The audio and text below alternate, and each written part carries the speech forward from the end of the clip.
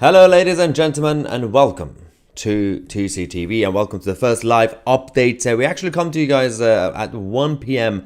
UK time on Friday the 3rd of November. At the same time, we are expecting any moment the infamous speech and announcement from the leadership of Hezbollah in Lebanon. So any moment, I'm going to keep an eye on the story, by the way, because we're going to find out exactly what the idiots are going to be announcing. Apparently, there's speculations is that they're going to be declaring war on Israel, but I don't think it's going to be actually beneficial. What's going on here? All right, I've got things on my face. All right, hello to everybody in the live chat. First, let's talk about what's going on next weekend. Well, first things first, every Saturday, every weekend, across the Western world, we are seeing the anti-Israel protests, pro-Palestinian and pro-Hamas at times.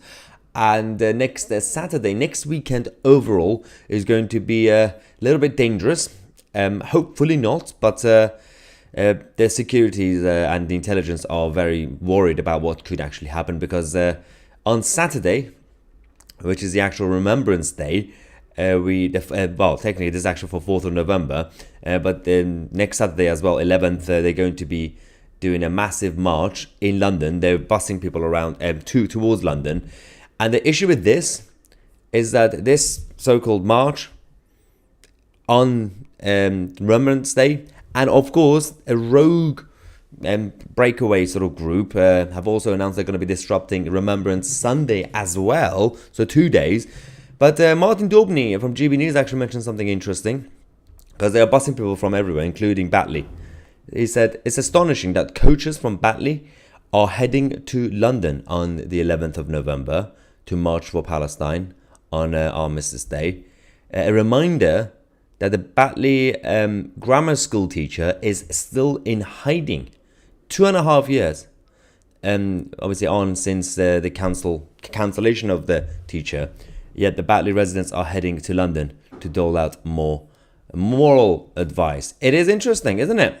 So you have literally a teacher in that area who's scared because you got the Islamists on top of the case of you can't really talk about Islam, you can't really talk about Prophet Muhammad, you can't really talk about the book, anything.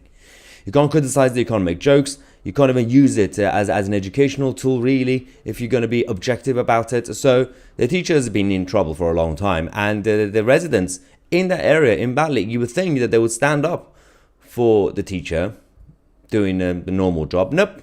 Absolutely not. They're actually, a lot of them are gonna go get on a coach to get to central London next Saturday. But this issue is also obviously applying to Remembrance Sunday as well as the 11th of November. And the Metropolitan Police have already released another statement, but they do it every single time before the protests. Nothing actually gets done. So they said, we are aware of media reporting and social media commentary suggesting that next weekend's remembrance event could be disrupted by protests. As we set out in the update below, we will do everything in our power to ensure this does not happen. Really. So again, this is another evidence. We had it last Friday, before the crazy stuff that happened on Saturday, last Saturday, where I was targeted as well, and a police officer got injured. They said the same thing. Well, similar in terms of saying we want to make sure we'll tackle the issues if anybody incites violence or gets violent. Well, nothing actually was done about it. They said about next week, officers will be deployed across London on the 11th and 12th of November as part of a significant policing and security operation. We're absolutely committed to ensuring the safety and security of anyone attending commemorative events. So we know that this year there are concerns about the demonstration by pro-Palestinian campaigners The protest organizers have not indicated any plans to protest on Remembrance Sunday, officially. They do intend to hold a significant demonstration on the Saturday, which is the actual Remembrance Day, but they are engaging with our officers and have said that they are willing to avoid the Whitehall area. You've heard it here first. Let's see what happens on Saturday. Recognizing the sensitivities around the date, this is a weekend with huge national significance. We will use all the powers available to us to ensure anyone intent on disrupting it will not succeed. All right, fair enough, right? But considering that the police did not do their job last weekend, didn't do their jobs 2 weeks ago, 3 weeks ago, 4 weeks ago, I'm not really feeling that safe right now in London. I'm not really feeling confident that whatever happens tomorrow, because we're going to have another protest tomorrow, which I'll be covering. But of course, next Saturday, which will be extremely dangerous, but luckily I've got the vest now, so I could actually hopefully stay safe.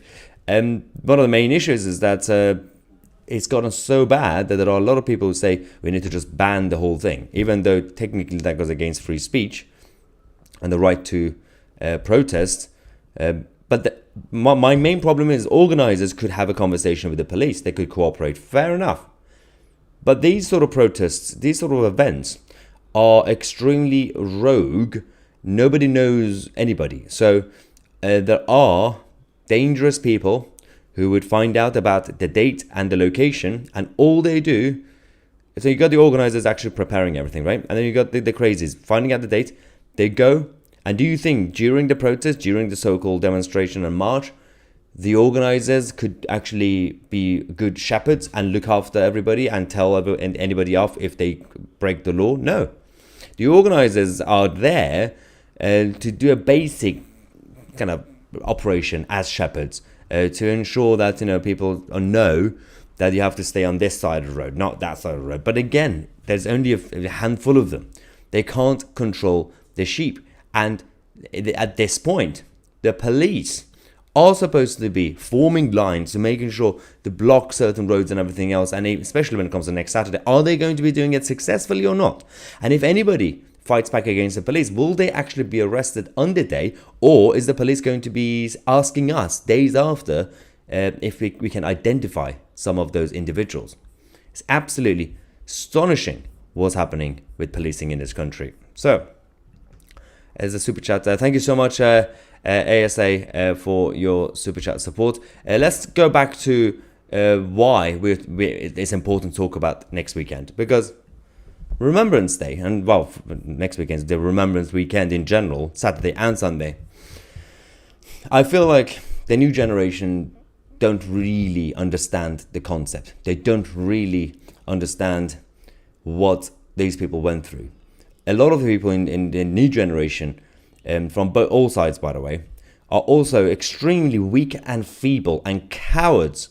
So, for example, if an enemy attacks, they would want ceasefire. They want us to surrender. They would, because everybody's scared of war. Everybody's scared of conflict. Oh no, we don't want a conflict. Shut up. Sometimes life is tough. Sometimes if there's an enemy, you have to destroy the enemy. You can't just be like, oh, can we not provoke? Can we not trigger another conflict? It's not our choice. If the enemy is attacking, you need to attack back. You can't stop avoiding conflicts. There's no such thing as a ceasefire tactic to have peace. You cannot have peace unless the enemy gives up or the enemy gets destroyed. That is the reality of life. But the new generation, that also includes the younger generation X, and the millennials, my generation, and the new younger generation, Generation Z, everybody's scared of the concept of conflict. And they're like, oh, that's bad. People dying. Of course it's bad. Everybody knows that. But because these people have not experienced anything. They have not. They've seen things. They've seen movies. They've heard about 9/11, but they weren't there. And they've seen things that, in Syria. I was born in the middle of conflict. I've seen things. I've had to fight for my life, my family, and everything else. And I can assure you, when the time comes, if the time comes and chaos happens, you can't really tweet about it saying, oh, can we just have peace or some sort of negotiation? No, you fight back or you lose your life. And these people sacrifice their lives for you to sit here and be scared of conflict, be scared of provoking Putin or President Xi or Ayatollah Khamenei. Do you think if you don't provoke them, they're just going to sit at home and do nothing against you? They're going to be friends with you? Of course not. They have their own agenda. Just like how the Western globalists have their own agenda, the Eastern globalists also have their own agenda. These men and women lost their lives, gave their lives, their own freedom, their own right to live, so that you could have the right to debate and have a meltdown and start signing petitions left, right and center, and ask to talk to the manager and cancel people left, right and center, and be sensitive and be offended. You've had all sides getting offended based on an M&S advert. Just calm down. It's stupid. You got Islamists. They're doing threatening to target anybody who works for M&S. Sensitive culture. It's no longer just about the council culture. It's sensitivity. These people who become vicious, the enemy who's here to hurt us, and the people who are sympathizers. The reason for that is because these people are extremely insecure as human beings. And I'm not saying it as a good thing to be like, oh, they're so insecure, let's look after them. No. Insecurity breeds extremism. They are so insecure that they have to blame something on somebody for their own problems in their own lives. And back in the day, they could just blame the bankers or the rich politicians or whatever. Nowadays, we've got other things to blame, right? And it's always easy to blame the Jews anyway. That's what they always do, since the Babylonian times. But I don't really care. All I care is about next weekend. It's about these guys. For once, appreciate what happened. For once, actually remember. We always talk about Remembrance Day. How many people in this country actually spend 2 seconds, 2 minutes remembering?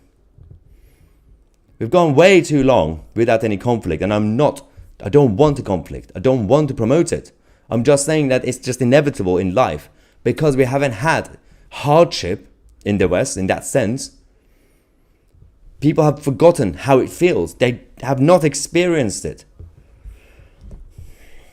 So that's what we're dealing with. Also, as I said, any moment, I'm going to keep an eye on this, any moment Hezbollah leadership are about to make the announcement. They have a massive conference thing. They've basically prepared all the chairs and the stage in Lebanon to announce. They're saying they might actually declare war on Israel. But firstly, let's not forget, Hamas is one thing, but Hezbollah is a direct child of the Islamic Republic of Iran. So if they do declare war on Israel, then that is basically Iran doing it. So that could actually lead to a Middle Eastern wider conflict.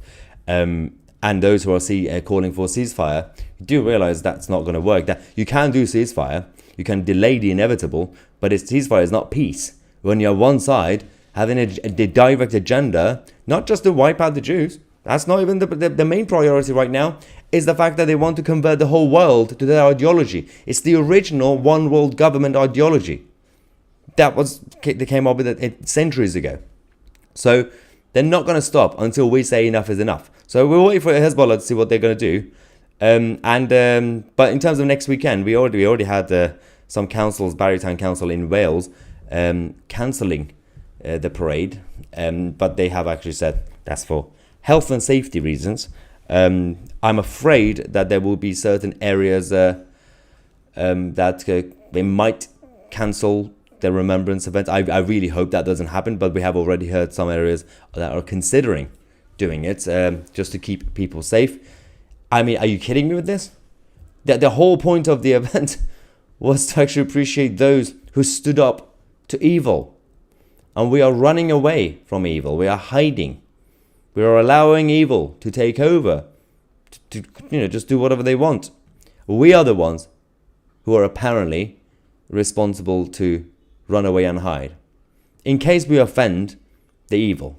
In case. We're not allowed to do it. You can't. They're very sensitive. The evil is very, very sensitive.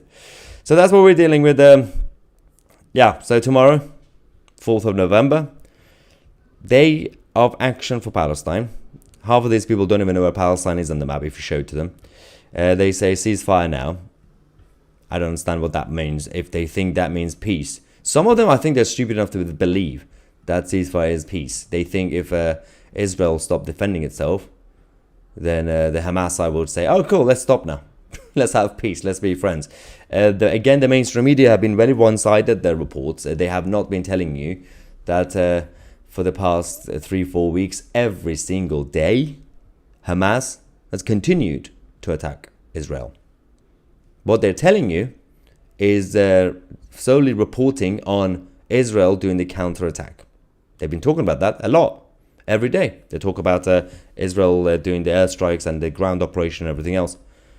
But they have not been keeping you guys up to date with the fact that Hamas are still attacking Israel. And if Israel did not have this strong defense that it has and the Iron Dome, I can assure you it would have been destroyed by now.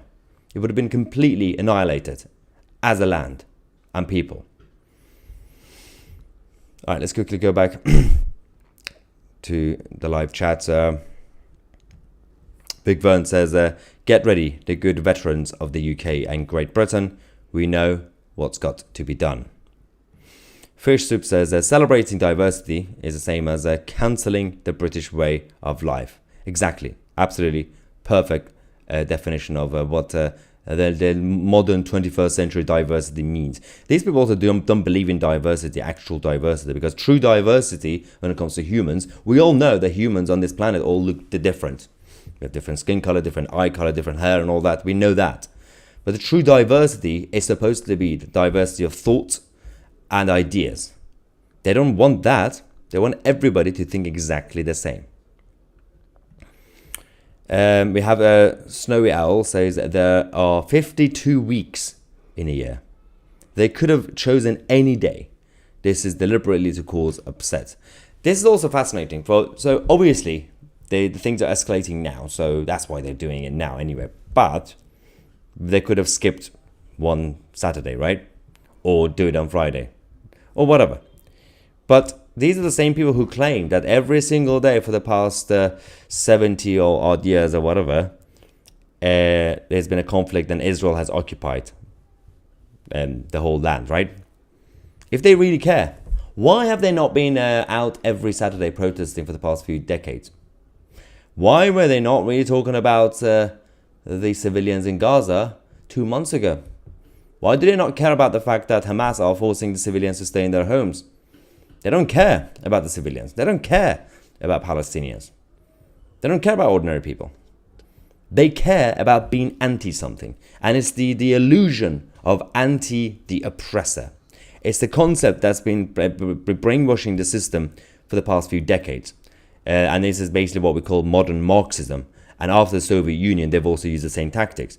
Anything that seems against the underdog, that could be a straight white man, that could be a banker, that could be a businessman, that could be Israel, that could be the United States of America as an empire.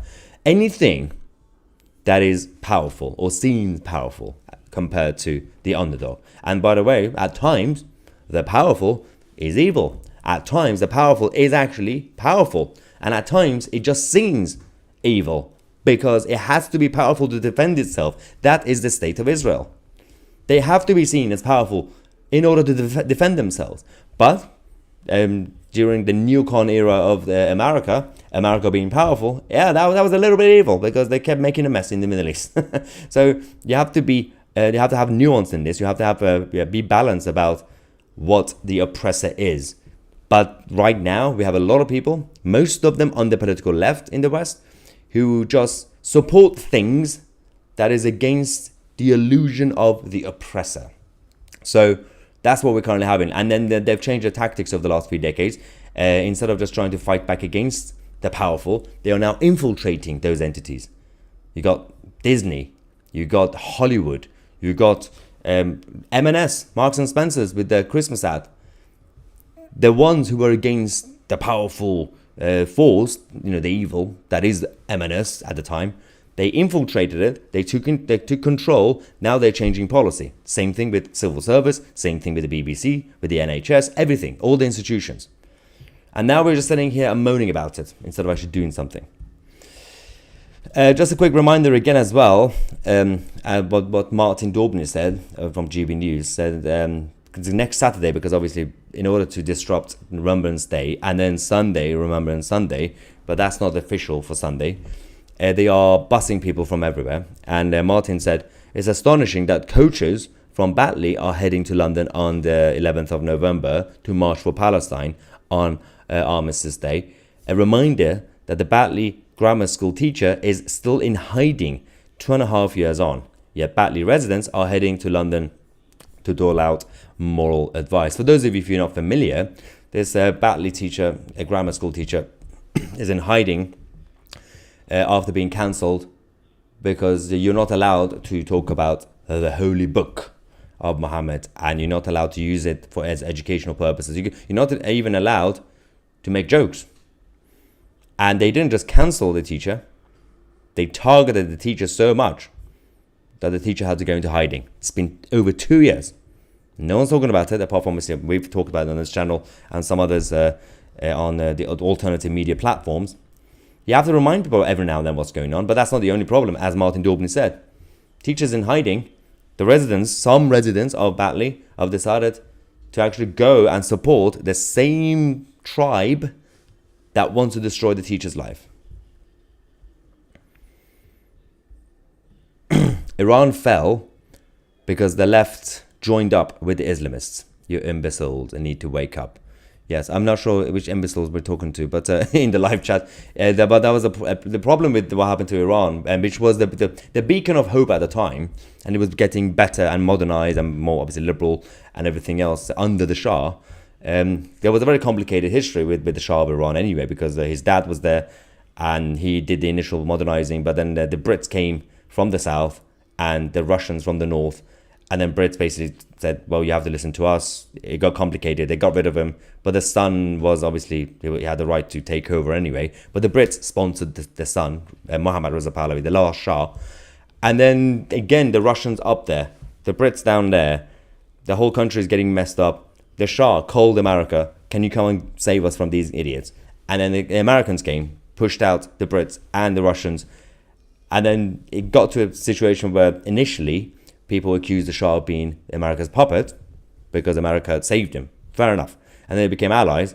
And then it became slowly more equal allies, partners. America didn't like it. And the Shah became a close ally to Israel. So you had Iran and Israel becoming very close, which was good. But the Americans didn't like it.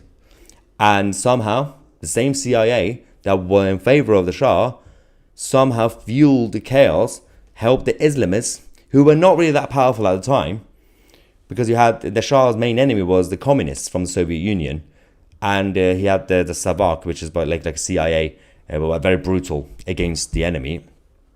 He wasn't even thinking about the Islamists being a threat, but CIA was having meetings with Ayatollah Khomeini in France. He was in Paris. They decided to go behind the Islamists in order, firstly, to get rid of the Shah, saying, hey, we don't need him anymore. They thought they could control the Islamists, but also it was win-win, because they thought if the Islamists take control, then the communists won't take control. So Islamists said, yeah, we'll do that. The next day, they took control. It was a paramilitary coup. And then in Iran, the Islamists came and said, death to America. And that was the genius of the Islamic Republic, in a very evil way, obviously. And now Americans sitting here, oh, what have we done? They're still keeping the relationship behind the doors with the Islamic Republic. Joe Biden giving money, Hillary Clinton, dodgy, Barack Obama, same thing, every single one of them. Let's double check to see if Hezbollah leadership have spoken yet, because they could be any moment, unless they are going to be fashionably late, which is not really a surprise in that region. Okay, he has spoken. It's classic Hassan Nasrallah, the leader of Hezbollah. They arranged the whole conference thing, and he decided to initially make the speech or announcement on TV in a room rather than the actual platform, because clearly they were scared of being assassinated. But now we are seeing the images that we've got thousands of people on the ground. I'm just going to show you the screenshot quickly, what we are dealing with. This is just one angle, and we have some of the updates from this speech, which I'm going to show you guys right now. This is the image from the crowd that we are currently seeing in Lebanon, a country that was once beautiful. So this is the crowd for Nasrallah. These are the key points that he's made so far. We mourn the martyrs of the Al-Qassam bridges, the Islamic Resistance, Al-Quds Brigade, and the civilian martyrs in Lebanon. Yep, even though they attacked Israel first. The Battle of Al-Aqsa flood has become extended on more than one front and in more than one area. Resources are already committed to multiple front and various conflicts. And the battle is fully legitimate, both humanely and morally. All right, idiots. If we want to search for a battle with complete legitimacy, there is no battle like the fight against the Zionists. If we look for a war from the side of the moral, religious, and humanitarian level, this is not something we have or see against the Zionist regime. This is only the war that deserves to be fought. So basically, against the Jews, you can do whatever you want. You don't even have to be legitimate. We will not find the battle as fully legitimate from a humanitarian, moral, and religious standpoint. Yep, classic. Our real strength is in this belief, in this resistance and this religion and all the commitment. I'm trying to find out exactly if it's said anything directly. The battle with the Zionists is beyond doubt on both the moral and legal levels. He's obsessed with the legality of this, which is quite fascinating. Today I will focus on what happened to explain it and tell our responsibilities in Hezbollah. Alright, so far this is the latest update. So far these are the quotes that we have, right? He has still not directly declared an attack. Absolute cowardice and expected so far from the leadership of Hezbollah. They brought in thousands of people to gather, right? To rile them up. And the idea is they would say these things, and he's making a speech, rallying the troops. He doesn't even have to directly declare his plans to attack, right? By getting these people riled up, he can just sit back and wait for the nutters to cause chaos, not just in Israel, but at the same time in the West. You're going to have the rogue Hezbollah warriors and fighters who would be in London, in Paris, in Berlin, in New York, everywhere, causing trouble. Absolute cowards. Well, the leadership, obviously. So, I'm trying to see if there's anything else I could let you guys know about this speech so far. He has also said about the 7th of October, absolute secrecy is what ensured the brilliant success of the 7th of October operation through the factor of surprise. Alright, so this is a direct lie from Hassan Nasrallah, the leader of Hezbollah, because we know for a fact that Hezbollah were offended and triggered like a bunch of snowflakes because Hamas did not tell them about the 7th of October. They were not happy about the fact that they were kept in the dark. So now they're coming out to say, oh yeah, it was supposed to be a secret anyway, and we support the idea that it was a secret. It was good, yeah, good. Oh, so now you're fine with Hamas not telling you what happened. It's because at this point, they're going to put aside their differences with Hamas because they have a common goal. Destroy the Jews, that's what they want. So, but when things change, you're going to see also clashes between those ideologies, which are very similar ideologies, obviously, but they have different egotistical goals in terms of the leadership of Hamas and Hezbollah.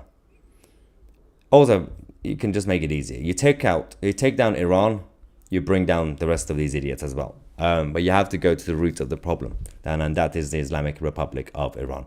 We'll keep you guys posted on the speech from Nasrallah, the leader of Hezbollah.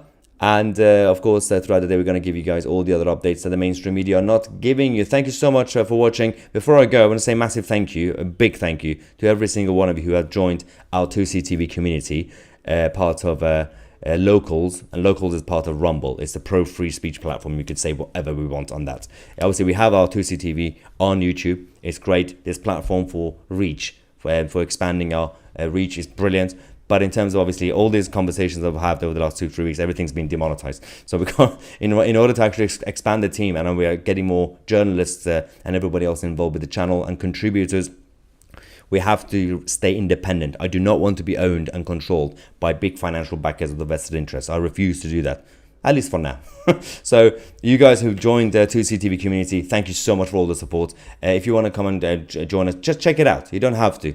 Just check it out. The link is in the description. Feel free to have a look around, see what you can get. So you can get, obviously, interact with me directly, a lot of bonus content and uncensored show as well. Thank you so much again. I'm Maya 2C, and we are the media.